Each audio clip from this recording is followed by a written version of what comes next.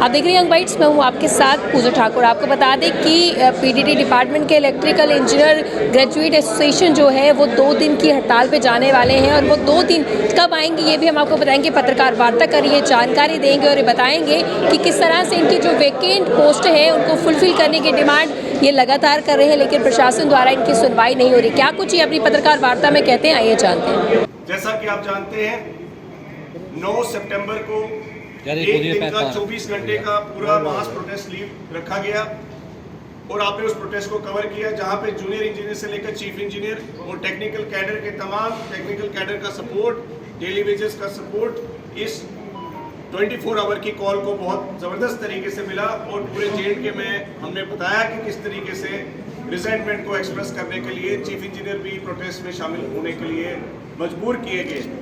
आज की डेट में 9 तारीख के प्रोटेस्ट के इतने दिन होने के बाद भी, क्योंकि हमने उस दिन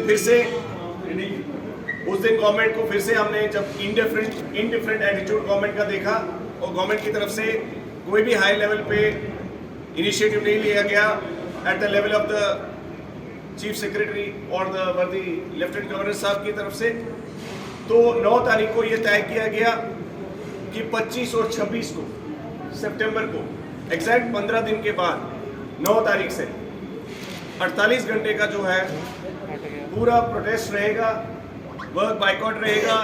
सभी जो हमारे इंजीनियर्स और एम्प्लॉयज़ हैं 48 घंटे की जो अपनी स्टेटमेंट दे चुके हैं, जनरल काउंसिल डिसाइड कर चुका है।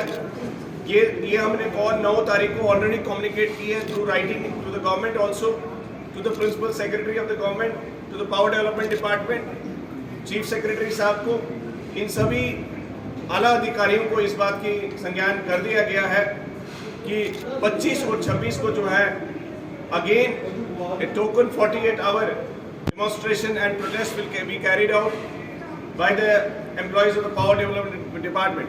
आपको जैसे पता है 750 से ज़्यादा इंजीनियरिंग कैडर की वैकेंसीज, जिसमें एक्सेंस की, एडब्ल्यूज की, एईज की, जेईज की कमी बहुत ज़्यादा डिपार्टमेंट में है। नीचे टेक्निकल कैडर्स में 4000 से ज़्यादा पोस्टें खाली हैं, जिसकी वजह से डेली वेजेस अभी तक रेगुलराइज नहीं हो पा रहे। ये सभी कैस्केडिंग इफेक्ट है, इसको आप कहते हैं ऊपर से नीचे तक।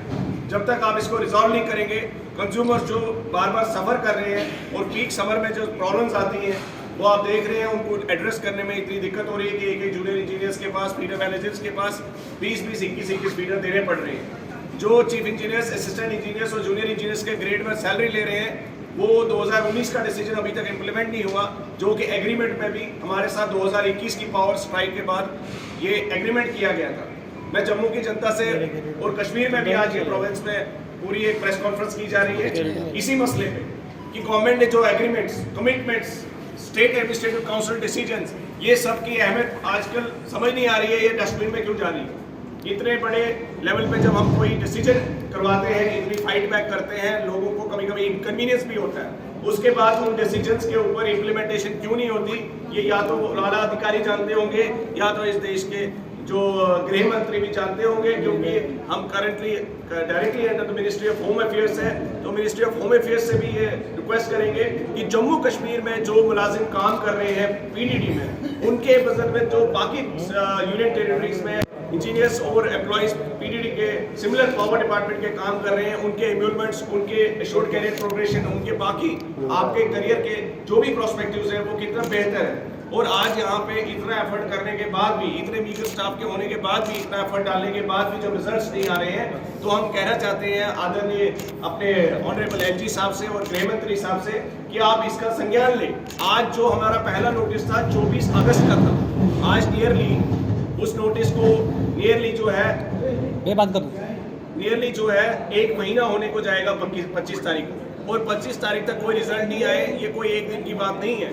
आप जो ये आज हम प्रेस कॉन्फ्रेंस इसीलिए फिर से कर रहे हैं ताकि सरकार को ये पता चले कि उन्होंने जो पहले हमारा 1 महीना होने को आएगा, 25 तारीख को 1 महीना होने को आएगा, और एडिशनल चार्ज सिस्टम अभी तक खत्म नहीं हुआ, बल्कि और एडिशनल चार्ज इन 10 दिनों में भी दिएगी। आपको यकीन नहीं होगा, चीफ इंजीनियर ट्रांसमिशन डिस्ट्रीब्यूशन को, जिन्होंने पूरा दिन पब्लिक को सुनना है, उनको चीफ इंजीनियर ट्रांसमिशन का भी चार्ज दे दिया।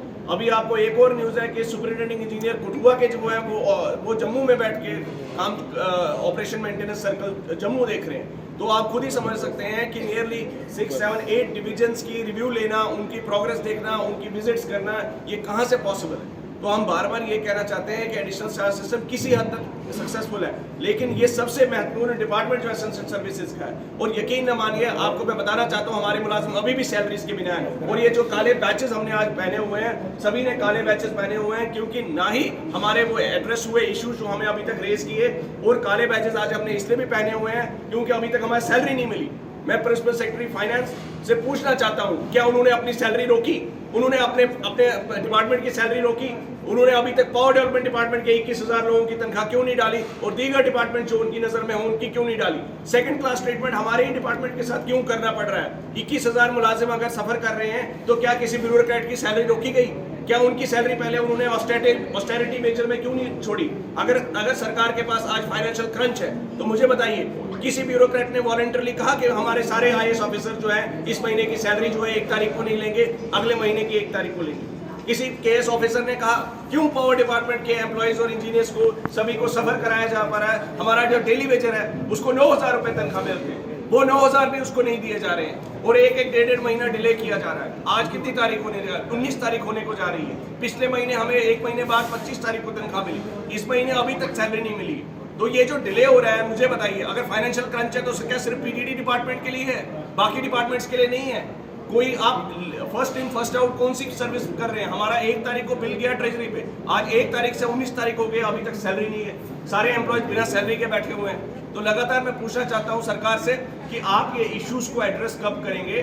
क्या आप ये चाहते हैं कि लोग सभी जो है मुलाजिम आप अभी अपने कॉम्प्लेक्स में जो है हम 25 और 26 को कर रहे हैं, अगर उस दिन भी ये सरकार अपनी बातों पे अमल नहीं करती है तो ये जो प्रदर्शन है सड़क पे उतरने के लिए 25 तारीख के बाद इसको कोई भी नहीं रोक पाएगा, और हम मजबूर होंगे अपने एम्प्लॉयज और तमाम। आज मैं बताना चाहता हूँ, यहाँ पे हमारे साथ डिप्लोमा इंजीनियर्स एसोसिएशन के लोग भी बैठे हुए हैं, जयपाल शर्मा जी, यहाँ पे अखिल शर्मा जो डेली वेजर्स एसोसिएशन को लीड करते हैं वो भी हैं, लाइनमैन एंड वर्कर्स यूनियन के भी प्रधान बैठे हुए हैं, टेक्निकल एम्प्लॉयज फेडरेशन के एसजी सिंह साहब, रजिंदर सिंह जी बैठे हुए हैं, तमाम Bishan Singh ji electric employees union के बैठे हुए हैं, 2 नॉन गेस्टेड एम्प्लॉयज यूनियन के बैठे हुए हैं। ये सभी ओहदेदार आज जेके का की ये कॉल जो है, क्योंकि आप समझ सकते हैं कि हमने सभी एम्प्लॉयज के मुद्दे इसमें रखे हुए हैं, और आज की डेट में ये सभी यहाँ पे आपको फिजिकली प्रेजेंट होकर अपनी इस शमूलियत इस कॉल में बताना चाहते हैं। और शायद सरकार ने पिछली बार ये समझ लिया कि ये जो लोग हैं शायद कुछ थोड़े से इंजीनियर्स प्रोटेस्ट कर रहे हैं, ऐसा नहीं है। 48 घंटे की जो हड़ताल होने जा रही है, जो प्रोटेस्ट होने जा रहा है, उसमें तमाम बिजली के सभी मुलाजिम जो है एकजुट होकर एक आवाज में पूछेंगे why disconnection with PDD only. तो 25 और 26 सितंबर को इलेक्ट्रिकल इंजीनियर एसोसिएशन जो है ये हड़ताल पर जाने वाले हैं। इनकी डिमांड ये है कि इनकी पोस्ट जो है वेकेंट पोस्ट को फुलफिल करने की डिमांड ये लगातार कर रहे हैं, और ऐसे में हड़ताल के दौरान अगर लोगों को कोई भी परेशानी आती है, ये लोग हड़ताल पर रहेंगे, और लोगों द्वारा कोई भी परेशानी अगर फेस की जाती है तो उसकी जिम्मेवारी सरकार की होगी। साफ तौर से उन्होंने कहना ये भी कहना है कि जब तक हमारी डिमांड को लेकर गौर नहीं किया जाएगा, उस पर जोर नहीं दिया जाएगा, तो इनका जो इस तरह से प्रदर्शन है वो जारी रहेगा। अगले अपडेट लेकर फिर मैं हाजिर होगी, तब तक के लिए आप देखते हैं यंग बाइट्स। फिर जर्नलिस्ट अमन शर्मा के साथ मैं पूजा ठाकुर, यंग बाइट्स जम्मू।